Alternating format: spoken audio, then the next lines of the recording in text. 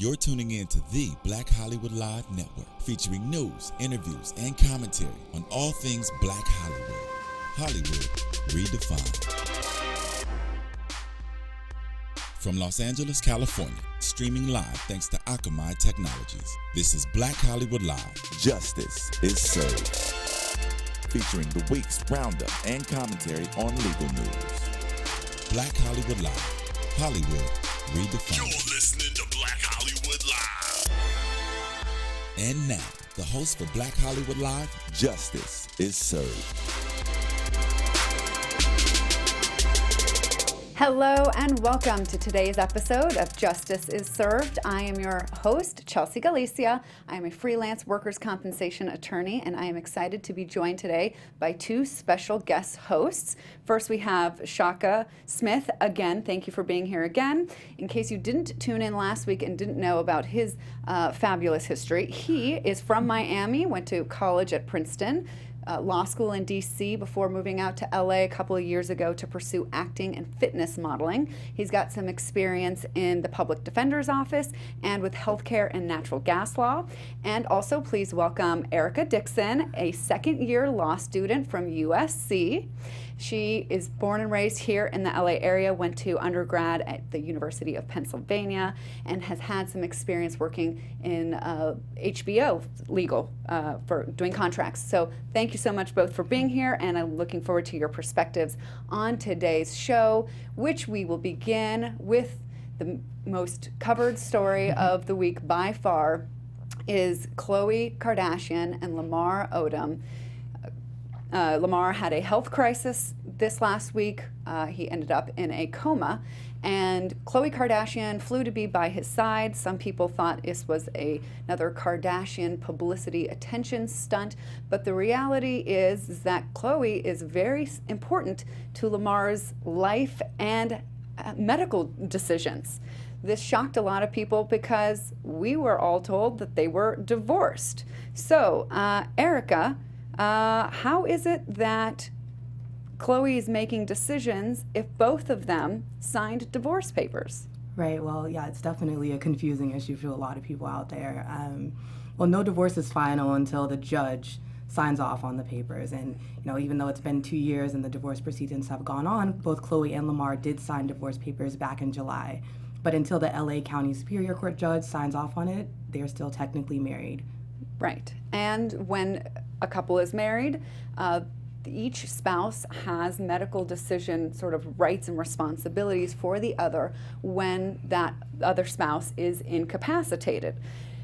So Khloe was the one who could make all the decisions about what was going to happen to him, who could visit him, lots of decisions like that. Now, a lot of people might be thinking, well, shoot, I have the craziest ex who would pull the plug on me in 2.5 seconds. What the heck can I do? Shaka, how would you advise somebody who is concerned that their ex would not have their best interest at heart in their medical decisions? Well, you can do one of two things. You can do an advance directive, or you can have a medical power of attorney.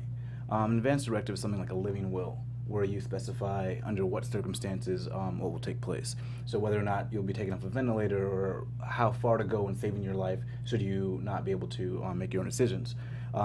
Similarly, medical power of attorney would be someone that you want to just make all the decisions, that you trust them, they know what you want, who you are, and kind of your line of thought when it comes to medical decisions.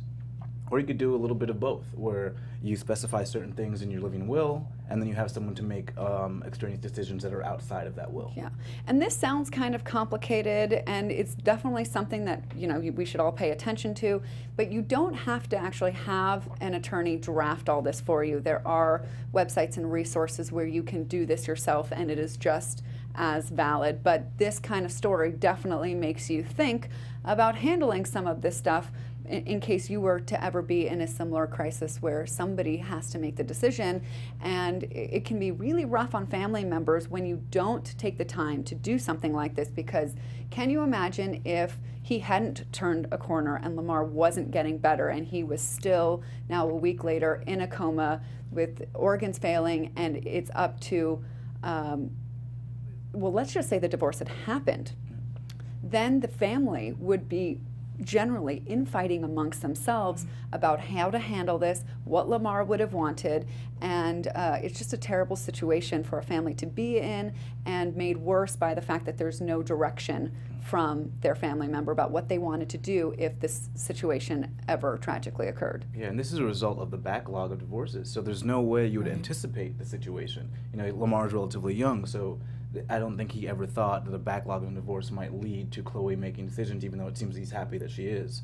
Yeah. So it's something to definitely consider, especially in California. Yeah, I mean, this whole thing, the only reason, as Erica said, that they're not divorced as of this moment is because the judge had not yet signed it. There's a huge backlog, and so it sort of, sat on a judge's desk in a pile.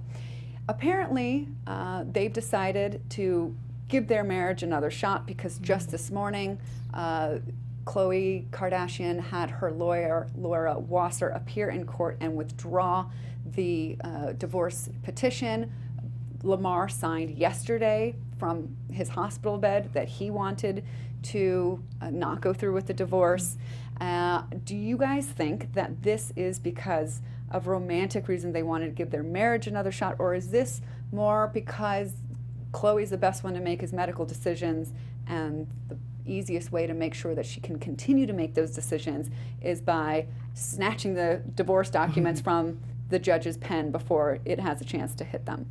Right. Well, I don't think this is a romantic decision at all. I think it's definitely strategic in the sense that, Khloe has been there to care for Lamar, and she has been that stable support, and I think this would be the most stable option rather than going to the family and deciding who has the rights and who doesn't.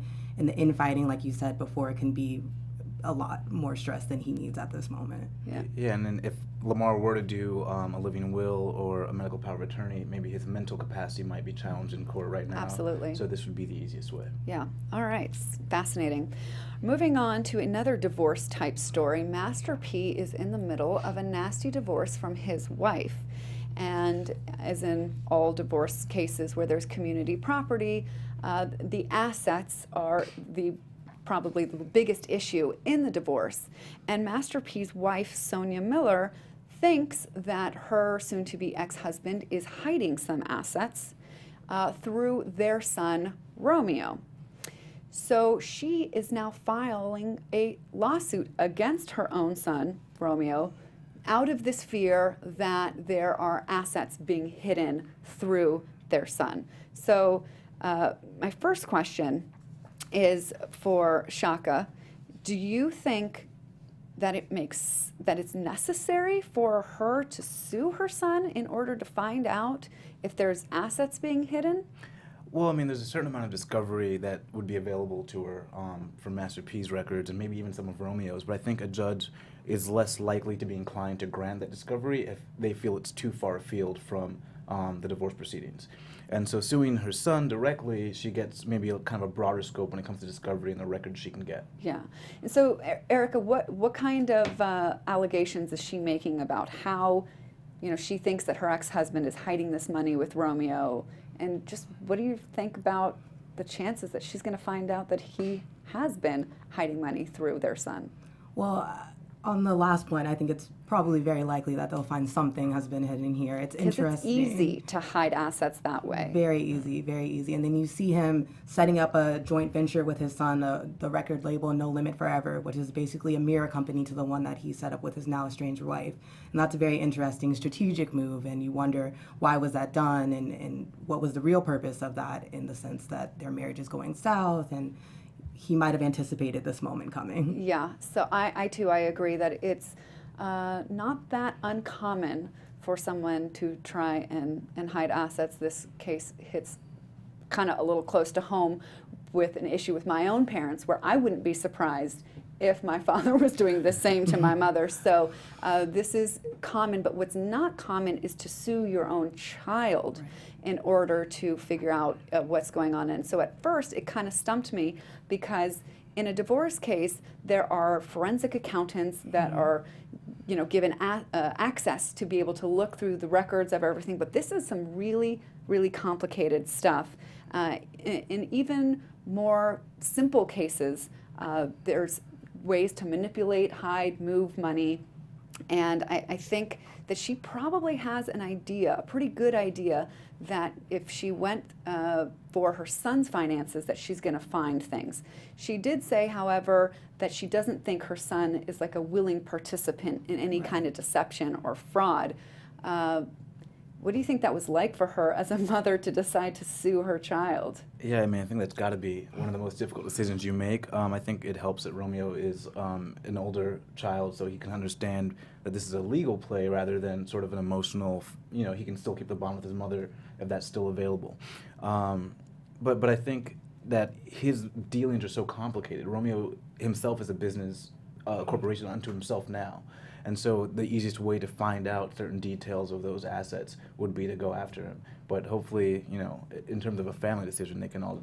Yeah, this is rough because even though he's older, it is a little weird to be put in the middle of your parents' divorce and be sort of used maybe by one as a shield and another one as a place of where fraud is being perpetrated. It's got to be really kind of confusing because if, Romeo's thinking, well, maybe my dad's giving me all of this new responsibility and money to manage because I'm older, I'm coming up in the ranks, I'm responsible, and I do this. And so the way that it was explained to him why he's now being named as, I don't know, CEO, or he's being named now in positions where he wasn't when he was younger. Right. And he's thinking it's because maybe his father has a lot of faith in him and wants to help him succeed and move up, whereas his mom is thinking, no, actually, you're not all that, I don't know, great, ready, right. responsible. This is all just a play. And so that could be really confusing to, I want to say a child, but he's not actually a child. I don't know. How old is he? What is he, 22? Right. So it can still be, I was also in my 20s when my parents divorced, and it can still be a little confusing as to like who is real and who is authentic and where have I been misled in all this. So my sort of heart goes out to him from a shared experience, and I hope that they move through this okay. But I do think it's 168 million. So I think they'll all be fine. I think at the end of the day, they'll all be all right. Yeah, that was really, I was really surprised. I had no idea. Yeah, I had read something that their estate is, up in the $170 million. Where did all this money come from? Yeah, Master P built his own record label, had a lot of hits, and signed a lot of artists. So certainly the money is there. Yeah, apparently. Okay, so here's another battle in court simmering. An LAX employee is suing Halle Berry and her husband, Olivier Martinez, for an assault that occurred in the airport. Right. So there was a video that I saw that, we've all seen it here. You can't see very clearly, but what you do see is the family, which is Olivier and Halle and Halle's daughter, and then the couple's young son, making their way through the airport. Throngs of paparazzi all around, some airport security trying to push back the paparazzi, and then you see very vaguely this employee standing to the side, and Olivier has in his hands a car seat and sort of makes a 90-degree turn and does a shoving motion, which knocks down the LAX employee. It isn't very clear what the employee was doing there, although some angles make it look like he was taking pictures. But now he is suing. He's suing for assault, battery, negligent intentional, I'm combining two claims here.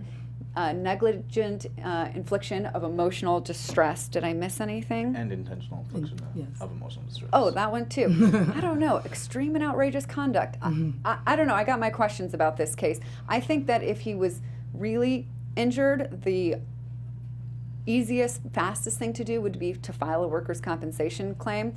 But next to that, you can still file this claim. But this looks a little funny to me. Shaka, do you think that any of these charges, not charges actually, we'll talk about why there are no charges later, but any of these claims will stick? Well, the assault and battery, to me it looks like an assault and battery. However, you do have this kind of crazy situation where is Olivier doing what was in the best interest of his children and their safety to get them through the airport in the condition that was created by the throng of paparazzi. Right, because we do have the anti-paparazzi law that might be at play here. Yeah, exactly. So whether or not the paparazzi created a dangerous condition and Olivier was just reasonably responding to that condition and this worker happened to be involved is the question. Right. So, fine, an assault and battery. I can't see how the negligent infliction of emotional distress would fly. What do you think was behind that? I think you just want to allege every claim. You want to throw it at the wall and see what sticks. But, with emotional distress, it's a high bar. You have to be vomiting and can't sleep, and you can't even go outside because you're so embarrassed. And so I don't think this worker's going to win on those claims whatsoever. Right, and the intentional infliction requires that the conduct be extreme and outrageous, and I just don't think that meets that threshold at all. So, Erica, let's just say that he wins on the assault and battery. Do you think he's going to get the $5 million that he is claiming? Well, I very much doubt that. Most of these claims usually run $25,000 to maybe $600,000 at the very highest points, and you see this a lot with celebrities, especially at the airport. You saw it 2 years ago with Kanye West, and he assaulted a photographer and destroyed his camera, but there was property damage there. And you see it with Justin Bieber 2 years ago, was also sued for his bodyguard assaulting somebody outside of his studio in Florida. Yeah. And most of these cases settle, but they usually settle probably within that amount. The $5 million claim seems a little bit outrageous for this one. By a little, we mean a lot.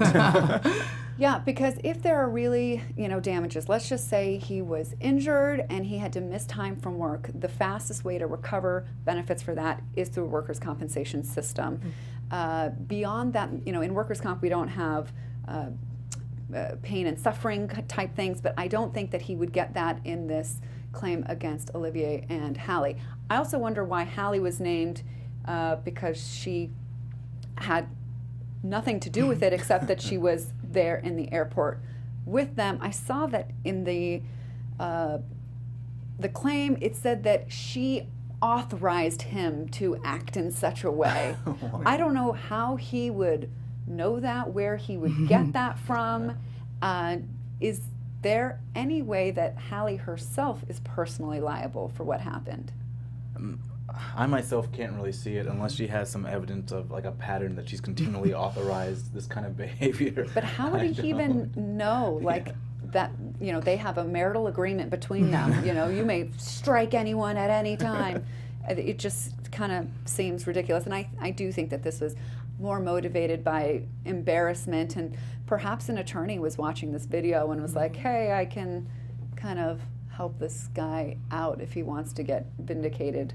But yeah, I think this will be a small case that we are not going to hear much about. Most of these cases are settled and settled quietly where the sum is not released. But it would be fascinating if one of these went to trial. Yeah, and I think that was this was a settlement case. This is a case where he's going for a settlement. That's why he's going for so much money. He's trying to get a settlement.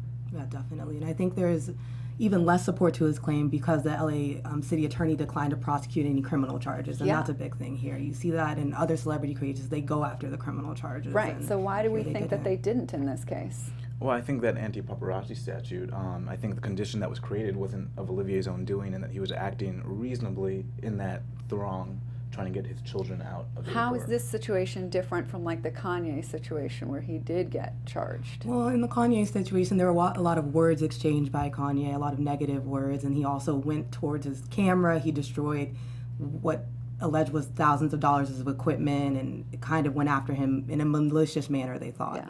Here, he's walking through the airport with his two small children. They're trying to get home, and there's just a crazy environment. And the attorney might have thought, he might have had a right here. Yeah, I agree that this was not a good case to expend taxpayer money on pursuing. All right, so let's take now a word from our sponsors before we move on to a fascinating story I cannot wait to get to. But we are still here helping out DraftKings. So your season-long fantasy football team may be going strong, but you don't have to wait until week 16 to get paid. Shaka, you still in on this? Yeah, absolutely. How's that going? Going well, going well. But he's still here, so maybe not well enough. So you can put your fantasy skills to the test every week this season at DraftKings.com. It's America's favorite one-week fantasy football site. There's no season-long commitments. And if you've got an injured player, there's no problem because it's like a new season every week. You're never stuck with the same players. And also, DraftKings is crowning a new millionaire every week this season. So you could turn your love of football into a life-changing payday. Shaka's still waiting. Just pick your players, pile up the points, and pick up your cash. That's it. Believe me, you've never experienced football like this. This isn't fantasy as usual. This is DraftKings. Welcome to the big time. So hurry on over to DraftKings.com and use promo code BLACK for a free shot at the $1 million Millionaire Maker event. So again, use BLACK at DraftKings.com. All right, thank you, DraftKings, for your support of our show.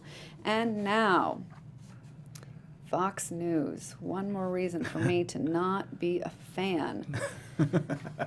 So there is a Fox News analyst named Wayne Simmons who is being arrested and charged with fraud for faking his history with the CIA. He claims that he did work with the CIA from like 1973 until 2000. He was granted high clearances based on these claims. He even got overseas government contracts. I mean, just nuts. Now, his history is even more colorful. Before this arrest, he's been arrested about a dozen times. 11 were for DUI. And he was arrested in 2007 for assault, and he's got firearm convictions. So these are the reasons why he's not out on bail right now. The magistrate, who is by all intents and purposes a judge, has said that he poses a significant danger to the community. There's just, where to start with this? First of all, let's just talk about the charges against him. Shaka, what are they, and what's going to happen if he's convicted of them? Well, yeah, it's misrepresenting a government agent to obtain clearances. And the great part about it is, he said he was in the CIA and doing top secret missions. So any question invited says, well, it's top secret. I can't talk about it. I mean, if you're going to make up some history, a history of 11 DUIs is outrageous enough that, you got to cover it up by saying, I was in the CIA. That's why I've got 11 DUIs, and I can't really tell you about it because it's all classified. Exactly. I mean, in some ways, it was almost a brilliant ruse, because all you have to do is really fool one person in a trusted position to then validate your claims. So he got in with Fox, and he was repeatedly on the show making claims. For me, what I saw is that he was sharing things that served to scare people, which is a very, very dangerous thing to do. I wish there was a crime of lying with the intent to scare people, because scaring the mass, public, causes us to do things as groups, as a country, that we wouldn't do if we weren't scared. If we hadn't been, and this has nothing to do with him, but if we hadn't been frightened by the idea that Iraq had weapons of mass destruction, the country would not have supported that. So it just goes to show the power that fear has. And when you have somebody like this who claims to be a former CIA operative with inside information, and he knows about all these secret military camps that different groups have. I mean, it is fear-mongering at its finest.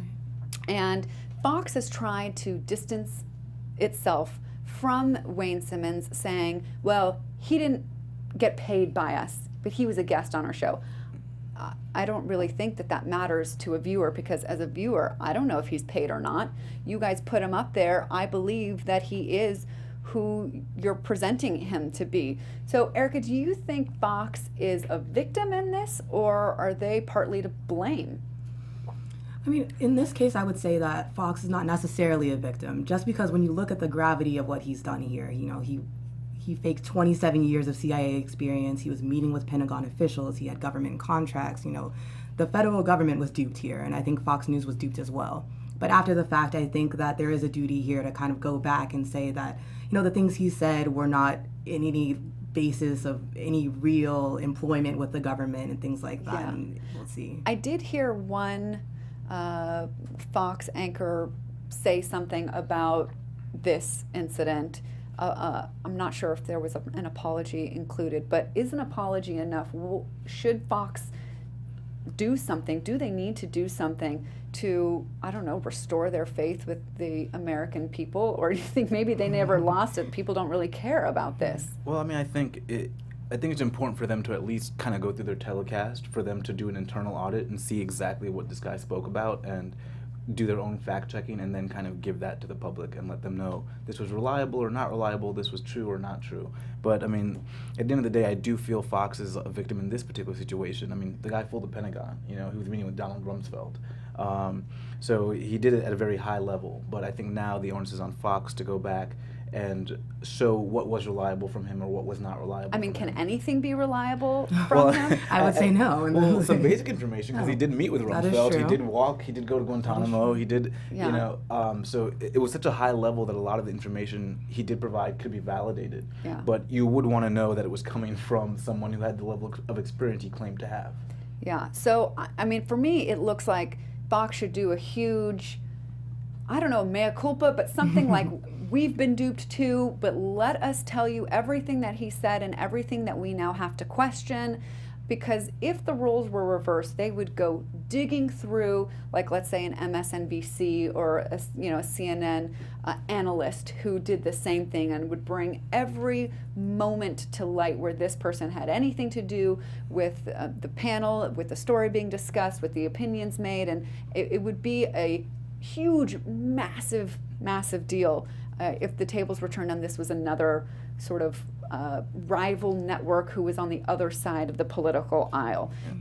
Is this a political move by this guy? I mean, what do you think would motivate him? Was he just diehard conservative that was trying to, I don't know, what might he try to accomplish by pulling something like this off? I mean, and I also wonder if he was acting alone, because there's a huge agenda that you can push if you get people afraid, push us into war. Billions of dollars have been made by people who benefit from the times that we are at war. So I have no evidence to substantiate the suspicion, but if you see what I did right there, it kind of pulled like a Fox move, where I just kind of introduced a vague concept through a question, and now you might be scared, but I don't have any concrete evidence of this, but it's just a thought of mine. Anything about his motivations strike to you? Well, I typically think these are crimes of ego. He wants to be relevant. He wants to have some prominence and some importance. Quite frankly, it's hard to assess, though, his motivation, because we don't know who he is. I don't know what he was doing from 73 to 2000. So I don't know if he was in politics or out of politics, or, we have no idea. Right. All right. What do you think will happen to him? Well, he faces a maximum sentence of 35 years, 20 for major fraud, 10 for wire fraud, and then 5 for making false statements to the government. Yeah. And So those he's are serious charges. 62 years old, so he He's very essentially- well, you think, spend the rest of his life in Essentially prison? getting a life sentence. I think a lot of the lies were on paper. So it's not just verbal communications. It's not just, we actually have him on paper writing down experience and submitting it to the government for clearances. So. Yeah. Unfreaking believable. Wow, Crazy. so All right. And finally, did the NYPD jail someone for being young, black, and wearing a hoodie? A young gentleman, David Owens, seems to believe so. He was arrested about 3 years ago when he was on his way home from work. At about 3 a.m, he was a stalker for Macy's.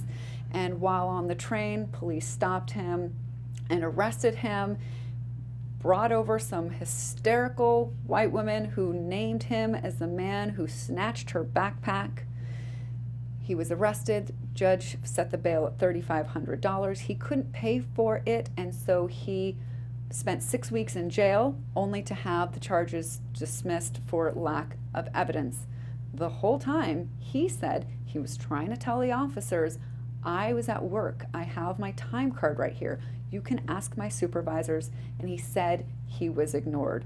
So, Shaka, was this a legal arrest? And should he have been in jail this whole time? Well, if somebody said, yeah, this is the guy who did it.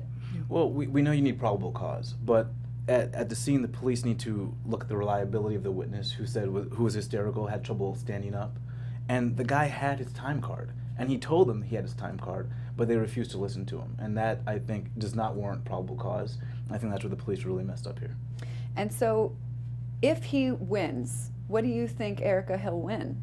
Well, he's going for a malicious prosecution case here, saying that he was unlawfully arrested and then detained, and then the charges were dismissed. And in the dismissal, you see the lack of probable cause. They said that no reasonable officer would have seen this witness and given her any credence here. And I think that he's likely to be successful in his claim. You know, the arresting officer here was involved in another wrongful arrest claim that was settled with the city for $30,000. So I think he's looking at an amount similar to that.